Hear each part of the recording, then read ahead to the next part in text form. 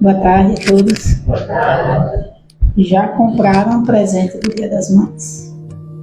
Já. O tanto de gente agora que diz, meu Deus, vou correr para comprar hoje, né? Hoje mesmo, né? Pois é. Então tá certo. Quem não lembrava, tá lembrando agora. Amanhã é Dia das Mães. Mãe de pet também é mãe, fiquem sabendo. Recado lá para casa esse. Então a gente quer presente sim, né? Então, pessoal, na tarde de hoje, nós viemos refletir sobre o jejum que transforma, trazendo um trecho do Evangelho de Mateus, no capítulo 6, versículo 16, onde Jesus fala sobre quando as pessoas, né, jejuassem uma orientação. Hoje em dia a gente não tem muito isso.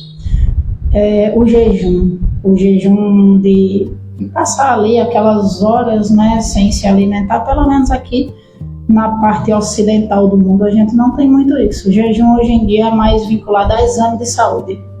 Quem fizer algum jejum, normalmente a maioria está ali vinculado a um exame de sangue, a um preparo de exame médico. Mas era muito utilizado naquele período. Hoje algumas religiões, algumas crenças ainda fazem, ainda incentivam esse jejum. Mas em todo o capítulo 6, né, não só no versículo 16, são trazidas as reflexões sobre fazer ou não fazer algo e principalmente fazer da forma correta. E a forma correta, segundo o que Jesus orientava, nunca era fazer para que os outros vissem. O capítulo 6 começa com a expressão: guardai-vos de fazer a vossa esmola diante dos homens para serdes vistos por eles.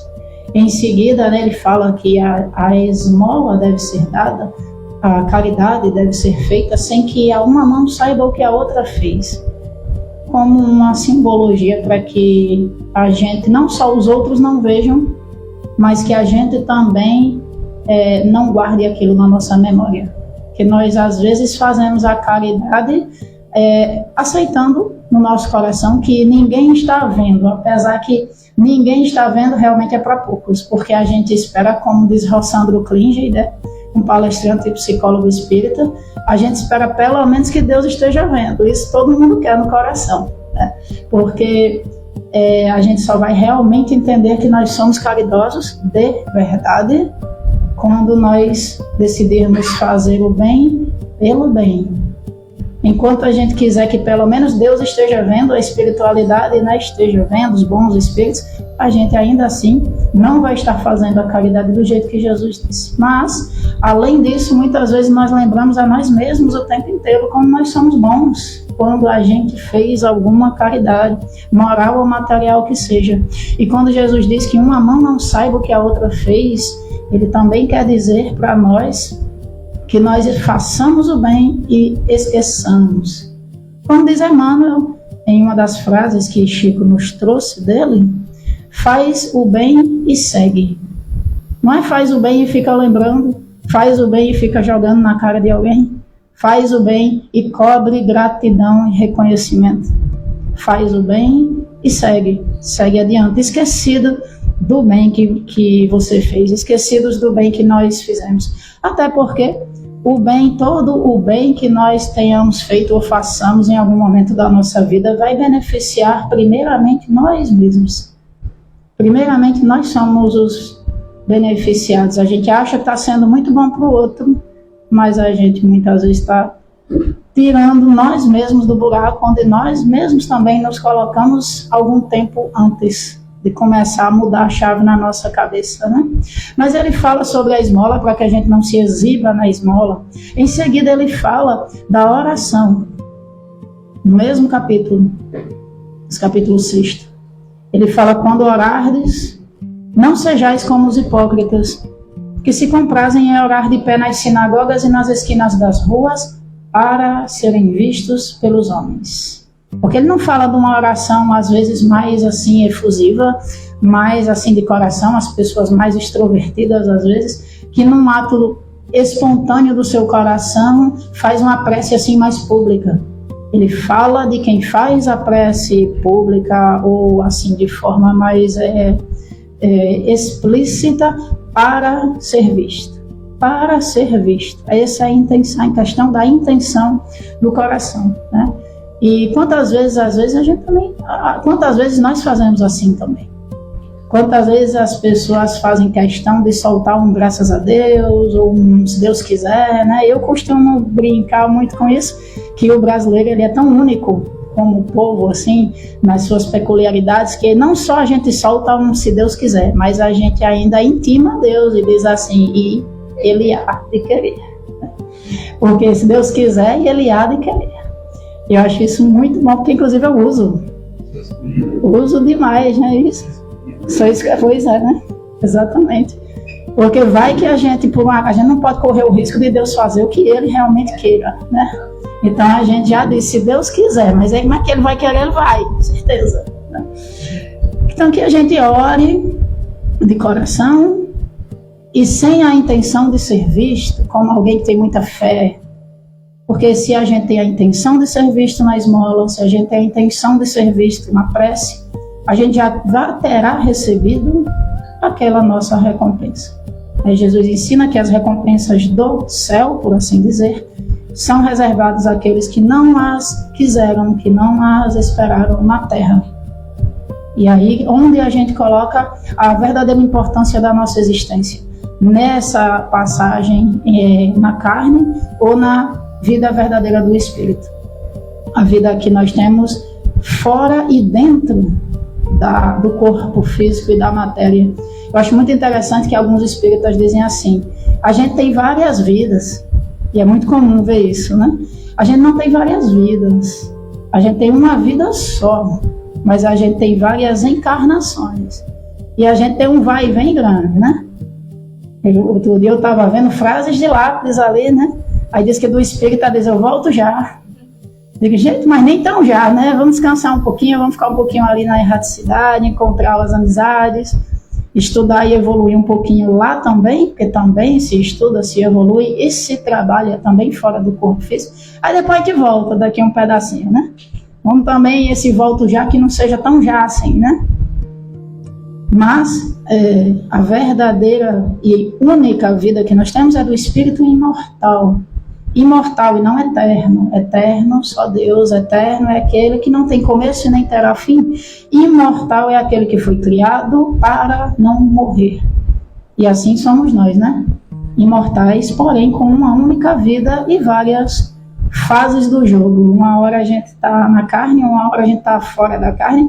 E que Deus queira, inclusive Ele há de querer, né? Que a gente continue evoluindo sempre. Cada episódio, cada capítulo, né, da nossa história seja numa constante evolução. A gente pode regredir, não, mas a gente às vezes dá uma estagnada que a gente precisa de uns tapinhas para andar no tranco, assim, que nem carro quando a gente tem que empurrar. Isso faz com que a gente sofra muito. Então que nós evoluamos sempre, constantemente, sem que a gente teime em ficar estagnado, para que a gente não precise da dor para nos fazer seguir adiante. Então, Jesus ele condena, por assim dizer, né? Ele nos orienta a não procurar o aplauso externo, a não procurar viver pela aparência, na esmola, na oração, no jejum, onde ele chega aqui, portanto, e fala, quando jejuardes não vos mostreis contristados como os hipócritas, e pela segunda vez no mesmo capítulo, ele usa a expressão hipócrita. A gente vai já fazer uma reflexão sobre essa expressão e quando e quantas vezes ela se aplica a cada um de nós, apesar de ser uma expressão muito forte. De todas as expressões reprovantes, né, que Jesus usou, hipócrita é a mais forte que ele usou. É a expressão mais forte que Jesus usou, negativa.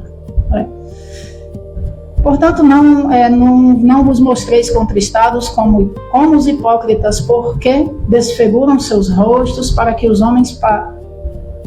aos homens pareçam que jejuam. Em verdade vos digo que já receberam o seu galardão. E ele orienta que quando fosse feito o jejum, as pessoas lavassem o rosto, ungissem a cabeça, para que ninguém soubesse. E aí eu me pergunto quanta gente disse, então não vale nem a pena, né? Que a gente vive hoje numa sociedade que, eu não sei quem é que faz academia, mas se vocês fazem academia e não postam foto, vocês sabem que não funciona, né? O exercício não funciona se não postou a foto e colocou assim tapado. Eu digo, a academia, ainda bem. Achei que você estava entrando de penetra de graça na academia. Tá paga a mensalidade, tá certo, né? Aí vai para um restaurante com uma lanchonete, vocês sabem que a digestão não funciona se não foi postado o prato da comida da pessoa, né? Dia das Mães, quem não tiver, quem tem mãe, poste foto. Amanhã é dia de conhecer a mãe, amanhã a gente vai conhecer a mãe de todo mundo. Encarnadas, desencarnadas, amanhã vocês não tiverem o que fazer, vocês vão olhar as redes sociais todas, vocês vão conhecer a mãe de todo mundo aí. Mas no restante do ano, talvez ninguém nem lembre de visitar. Muitos não vão nem lembrar de visitar essas mães, né? Viver de aparência.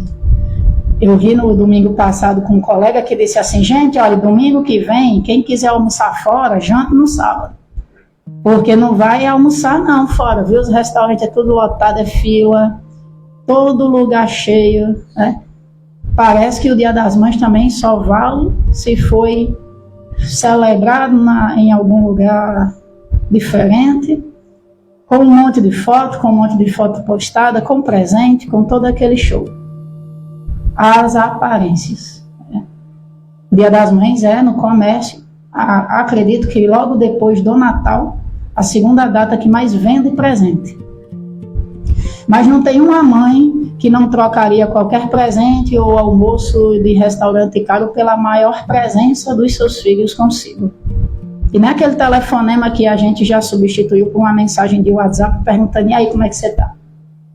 A real presença. Não a presença da pessoa que chega no celular, na casa da mãe, e fica no celular tanto tempo que não sabe nem o que é que a mãe falou, o que é que a mãe deixou de falar.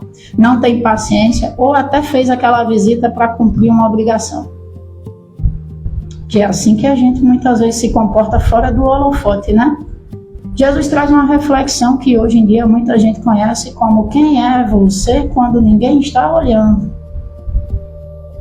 Viralizou nas redes sociais, né? Quem somos nós quando não tem ninguém olhando? Ou quando a gente acha que ninguém está olhando, porque que ninguém está olhando, os espíritas sabem que isso não existe. Sempre tem alguém de olho, né? Eu costumo dizer, quando eu deixo a louça para lavar do almoço para o jantar, eu saio para resolver alguma coisa, deixo de molho, aí eu volto e faço, mas a nuvem de testemunho só fofoca, né? Porque lavar a louça, a tal nuvem de testemunha que o apóstolo falou, não bota uma mão na massa para lavar essa louça. Deixou para mim, né?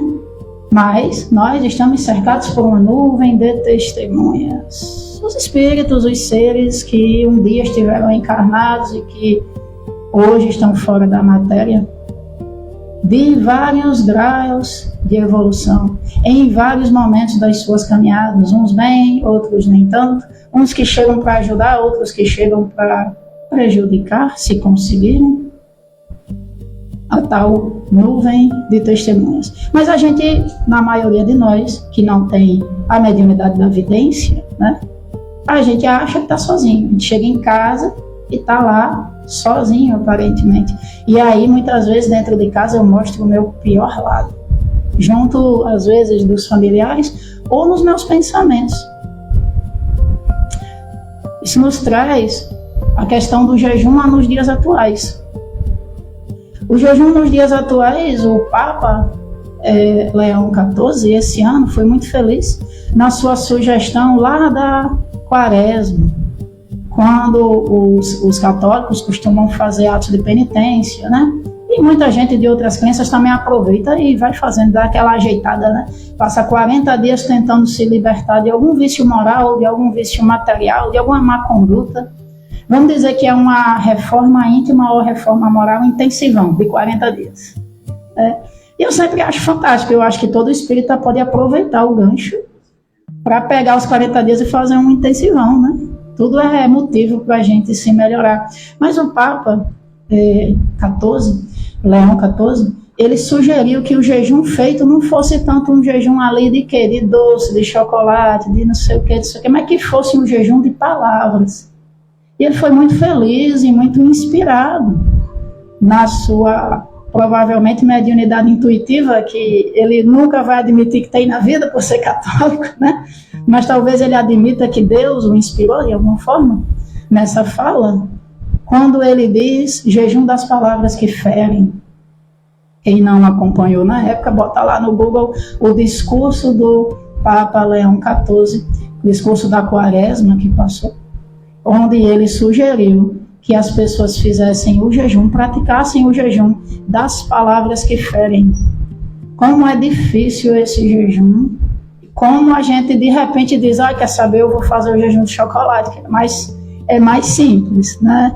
Do café, de qualquer coisa que seja material. Como é difícil a gente fazer a caridade de se abster de machucar alguém, se abster de pensar algo errado ou de falar algo de mal. Principalmente quando a gente tem razão em alguma coisa e a gente está com raiva ou está chateado. E aí a gente bota tudo para fora, sem se preocupar se está machucando alguém. Como é difícil a gente controlar a raiva muitas vezes. Hoje mesmo eu estava assistindo um vídeo de um psicólogo que diz assim, a raiva sempre esconde outro sentimento. Então, quando você sentir raiva, pergunte por que aquela raiva. Muitas vezes é um outro sentimento, uma tristeza, uma frustração, uma vergonha, uma sensação de abandono que te fragiliza. E aí, te fragilizando, dá espaço para que a raiva tome conta, porque na raiva a gente se sente mais forte. E aí a gente, muitas vezes, na raiva, usa palavras duras com as pessoas. Às vezes está até certo. Quem aqui nunca conseguiu a façanha? Eu consigo isso quase todas as discussões que eu tenho. De sair do certo no começo da discussão e passar para o errado no final dela. Digo, menina, mas você conseguiu perder a razão da forma como você abordou a discussão, né? Pois é, isso é uma especialidade que eu tenho ainda, né? A gente chega com a razão, mas a gente coloca de uma forma às vezes bruta e perde a razão no meio do caminho. Aquela história, né? O jejum da palavra que fere, tudo pode ser dito de várias formas. A gente costuma escolher a forma mais errada possível quando a gente está com raiva, com orgulho ferido, com ciúme, com algum sentimento ali que mexeu com a gente, que nos machucou, e a gente não para respirar, refletir e retomar o controle. Chico Xavier dizia que existem várias formas de se cometer um assassinato, né? E que existe aquele sim do corpo físico, mas existe a forma de, pelas palavras, matar o sonho de alguém, as esperanças de alguém. E aí, alguns anos depois, veio um representante de uma outra religião falar sobre o jejum das palavras que ferem e nos chamando a isso. E quantas vezes nós somos chamados a isso? De outra forma, Jesus já também falava isso quando ele falava para que a gente não julgasse, para que a gente não condenasse as pessoas, onde se fala da indulgência. O poder da palavra bem colocada, por exemplo, ou mal colocada. E Jesus aí traz essa expressão hipócritas. Quando nós somos hipócritas nas nossas palavras e nas nossas atitudes. Quando eu ensino para todo mundo aquilo que as pessoas deveriam fazer, mas o meu testemunho é sempre pior do que qualquer outra pessoa poderia dar. Eu sou hipócrita, né? Quando eu sei como ensinar para os outros, mas eu não sei como aplicar na minha vida, eu sou hipócrita. Quando eu sei o que Jesus ensinou, porque a teoria, eu espero, né, seu Eugênio, que todo mundo aqui saiba a teoria do que Jesus ensinou. Mas eu esqueço de lembrar que cada um aqui está tentando. Cada um aqui que eu digo, eu acho que, vamos dizer, no mundo, né? Eu gosto de pensar assim, a maioria está tentando ser uma pessoa melhor. Está tentando se corrigir. Está tentando fazer o que pode. Mas aí eu dito regra para a conduta dos outros e eu não aplico na minha vida. E Jesus dizia, hipócrita. Isso em pequenas coisas. A gente coordena, eu e outras pessoas, um grupo de acolhimento ao luto. Eu vou dar um exemplo muito simples. As pessoas que dentro das suas religiões sempre ensinaram aos outros como se comportar perante o luto, e muitas vezes com palavras duras, inclusive para os espíritas. A Federação Espírita estará promovendo, acho que dia 16, né, Antônio? 16 de maio agora, final de semana que vem, né? Domingo que vem, sábado que vem, como abordar o luto no Centro Espírita. E eu achei fantástica a iniciativa, todo mundo deveria ir. Porque é muito comum a pessoa chegar destruída emocionalmente no Centro Espírita, assim como em outras casas religiosas, mas a gente taca a pedra na nossa, né? Porque se tacar na dos outros, aí fica feio, né? Chega no Centro Espírita e escuta coisas como: mas ninguém morre. É mentira? Não é mentira. Ajuda? Não ajuda. Não ajuda. Mas se você chorar, vai prejudicar seu ente querido? Aí já é mentira, porque depende da intenção do choro. É revolta ou é saudade? É você aprendendo a lidar com o seu luto, ou é uma raiva, uma revolta com Deus? Porque o choro da saudade e da dor não prejudica o ente querido. É a revolta que prejudica o ente querido. E as pessoas, muitos trabalhadores espíritas, sendo questionados: você não é espírita? Qual espírita não procurou acolhimento no seu centro espírita e ouviu no meio da sua dor: você não é espírita? Né? Como que isso tirasse da pessoa o direito de chorar, de se lamentar, de sofrer, de se revoltar, porque é um ser humano, depois passa. De brigar com Deus, com o mentor, com os mentores da casa, com todo mundo. Né? Bota todo mundo no mesmo bolo, briga com todo mundo, se revolta, depois acalma. Viver o luto é um direito de todo ser humano que as religiões muitas vezes tiram. E quantas vezes eu ouvi as pessoas dizer que as pessoas que mais rigorosamente falam aos enlutados passarem pelos seus lutos. E os testemunhos são os piores possíveis.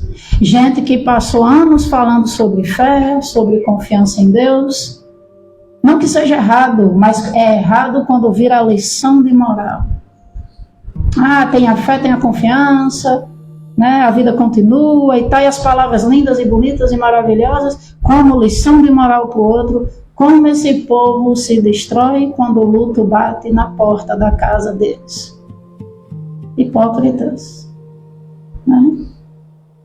Quando uma pessoa diz: eu vivo para Jesus, eu vivo para a espiritualidade, para o trabalho da espiritualidade, mas basta que a vida ou melhore ou piore, para que a pessoa esqueça tudo, e ou caia num desespero e numa revolta, ou caia nas facilidades do mundo, né?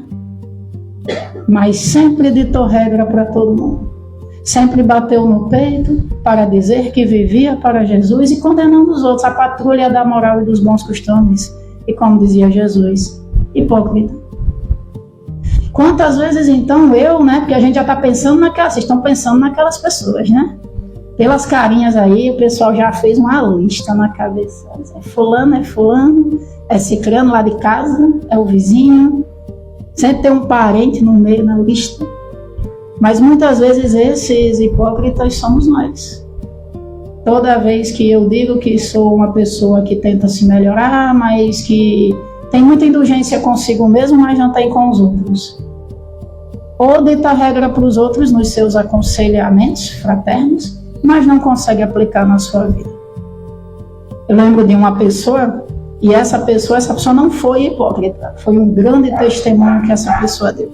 E passou durante alguns anos que eu conheci essa pessoa, é um rapaz, nem é aqui do estado, é de outro estado, um trabalhador espírita, que ele falava sobre as pessoas terem fé, terem confiança, terem a certeza do reencontro, especificamente no luto.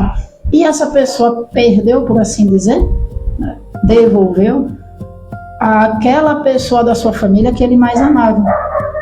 Aquelas outras pessoas que sempre tinham sido aconselhadas por ele, naquele momento ficaram esperando o testemunho. Nesse caso específico, ele deu realmente o testemunho de quem vive aquilo que prega. E como é bonito a gente ver alguém que vive aquilo que prega, como é inspirador para a gente.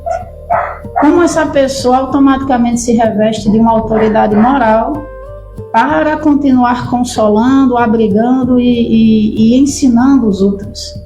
Mas como a gente se desmoraliza quando a gente age como hipócrita nos nossos ensinos? Como a gente se desmoraliza quando a gente prega uma coisa e vive outra? Como é feio, né? Tem uma historinha de Mahatma Gandhi, que não era cristão, mas a gente aprende com todo mundo. Não sendo cristão, porém, ele dizia que se todas as escrituras e livros e escrituras sagradas do mundo inteiro se perdessem e a humanidade ficasse somente com o Sermão do Monte de Jesus, nada teria se perdido para a humanidade, porque ele entendia que o Sermão do Monte já era tão perfeito e maravilhoso nos seus ensinos, que a humanidade não teria perdido nada, ainda que todos os outros livros sagrados fossem perdidos. Isso vindo de alguém que nem cristão era, é uma demonstração de grandeza muito grande, né? Inclusive, Mahatma significa a grande alma. E ele nem gostava muito de ser chamado dessa forma.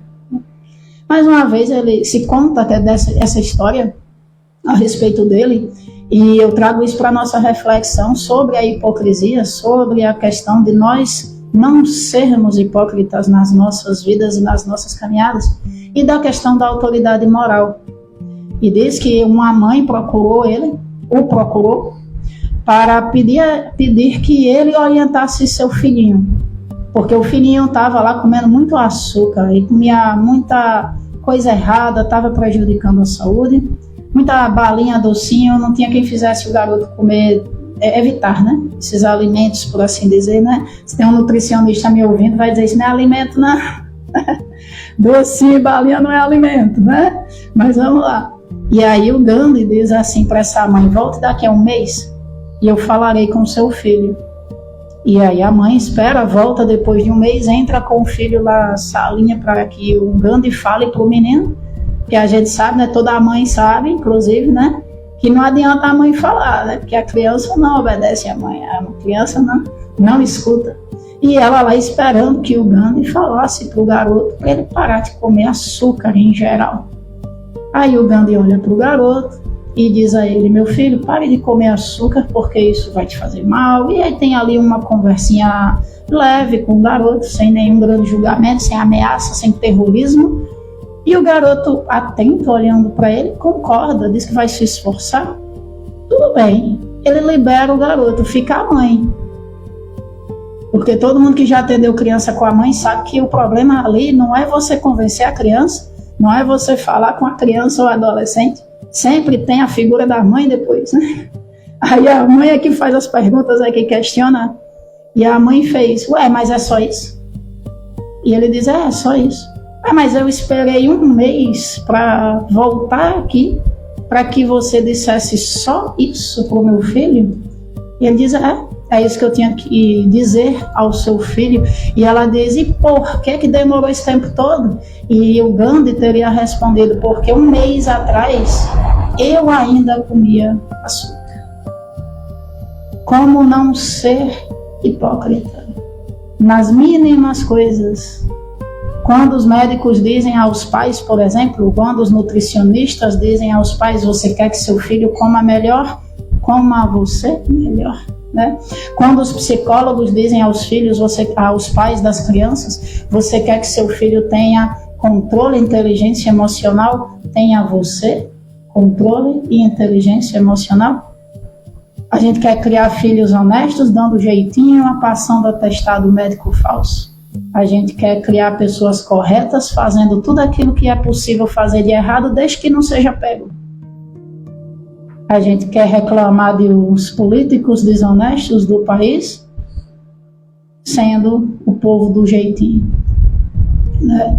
Então não dá. Então que a gente tente ser, sim, pessoas melhores, que a gente tente nos tornar seres humanos melhores, e que a gente, se quiser evitar alguma coisa, a gente evite de ser hipócrita nos nossos pensamentos, ações, na nossa vida.